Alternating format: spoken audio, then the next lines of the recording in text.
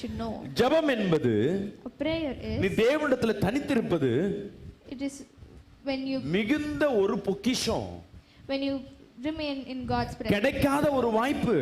It's a gift. அப்படி நீங்க ஜெபிக்க ஆரம்பிச்சிட்டீங்கன்னா, When you pray to God, நீ வாழ்க்கையில அடைய கூடாதது அடைய முடியாததெல்லாம் அடைய முடியும். விசுவாசிக்கிறாமே சொல்லுவேன். achieve anything you want in உன் life. தலை நாளுக்கு நாள் உயர ஆரம்பிக்கும். God will raise your head day by day. நீ எதை கேட்கிறாயோ அதை பெற்றுக்கொள்ள முடியும். You will get whatever you உன் ask. ஜனங்களுக்கு முன்பாக கர்த்தர் ஒரு பந்தியை ஆயத்தப்படுத்தி கொடுப்பார். God will surely raise your head. உங்க வாழ்க்கை முத்திரை மோதிரமாய் காணப்படும்.